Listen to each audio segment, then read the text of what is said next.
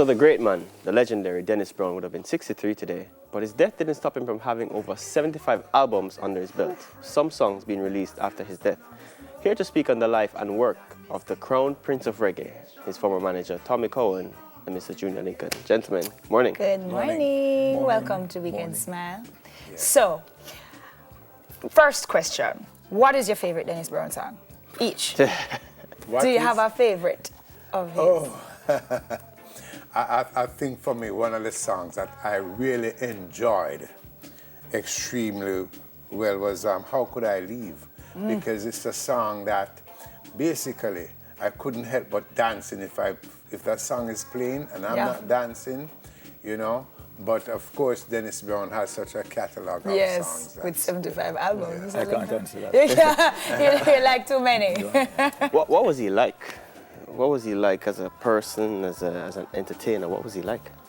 Well, as a person, Dennis Brown was what you call a people type of a person, in the sense of he spends his time with people. His earnings went to people. His lifestyle is with people. You would go to Dennis's house, and he would be sleeping, and outside of his gate, people gathered around, waiting for him whenever he wakes up. Whenever Dennis, I would say, earn, and Junior can attest to this, because Junior spent some time with Dennis in England, but most of my time with Dennis was in Jamaica. Yeah. But whatever he earned was for people. I mean, we as persons who did the business side of it thought, well, this is kind of a crazy, because all you do is give away your money. But he loved people, and he gave his best vibes to people. His mannerism towards people was just amazing. He just didn't have anything bad to say about anybody and never acted that way, you know? Junior, how would you describe his contribution to the world of reggae? What do you think his legacy is? My answer to that question is going to be a little bit complex, because what is reggae? I think one of the best qualities for me is his humility. And humility goes with this music, because this is a spiritual music. And sometimes it hurts me when I don't see that in the music, because it gave birth out of that. You know, it wasn't a coincidence that we produced this music, and it came from the inner cities, like places like Trenchtown. That's no coincidence. And that's why Bob Marley sang so much about Trenchtown, because that's what it gave to him spiritually. So on that side, he gave humility, and that's why, as Tommy was saying, so many people love him. Gravitate to him. Yeah. He was given the title Crown Prince of Reggae. How far-reaching do you think his impact has had on the world, not just Jamaica? Because you were with him in England. Yeah. So what was it like? What was the reception like there? For him? Yeah. Yes. Well, Dennis came to me in England when he was 17 years old. Wow.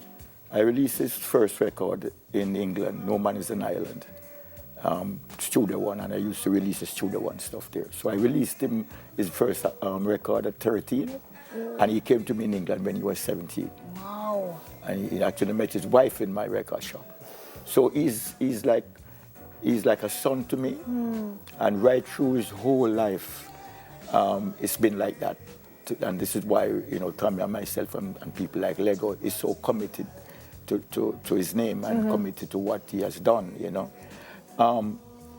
What he did in England, and Tommy touched on it, on the business side, you would get really mad with Dennis, because he would do the opposite thing to what an artist should do in terms of building their career. Dennis would, one of the things that you really shouldn't do in this business is that you shouldn't have records all over the place with different producers, okay? Dennis was the complete opposite, because he would see somebody who wants to get going, and he would go and give them an album. Dennis Brown would give them an album, you know, and that is completely outside of, so his journey was completely different from what an artist's journey should be. But out of that came love. Yeah. This love that is there for him We're doing the event on the 23rd downtown, and we've been doing this now for quite a few years. And each year we have to turn back artists, and they're not being paid. Wow. And they're not singing their song, they're singing a Dennis Brown song.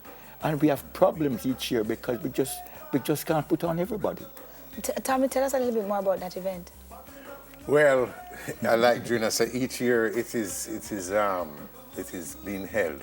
And what Junior I think is trying to say, even though the artist comes and they sing each a Dennis Brown song, they can't exhaust the catalog. Yeah, well, that's true. With 75 albums. I remember some years ago, after Dennis was on stage at was Fort Clarence, and he was singing, and he did like an hour and a half. I remember Ninja Man stood one side and said, I'm going to challenge that guy because he must have finished his catalog.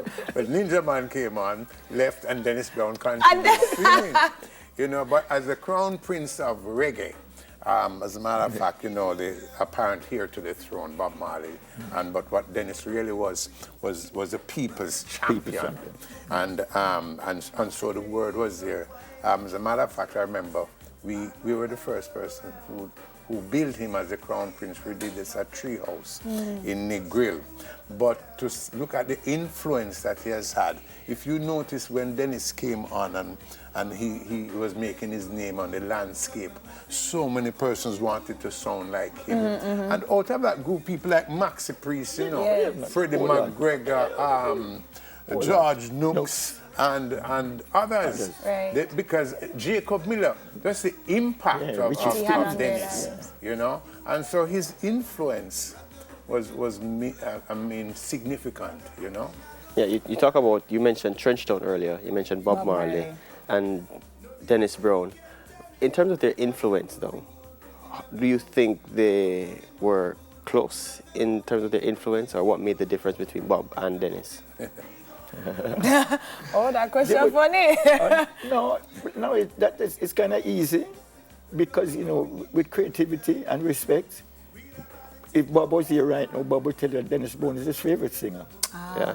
Okay, and that's we all know that in the business. He was just, even Bob loved Dennis so much because Dennis Brown's a great singer. I'm not talking about a reggae singer, I'm talking about a singer. Yeah. He's a great singer, and anybody will say that. I remember when Benny King heard Spanish Harlem, he said, "Who's that guy?" Because if you play those two versions, that's a classic song. Yes. But many of the sound systems, including Meritones and all that, prefer to play Dennis Brown.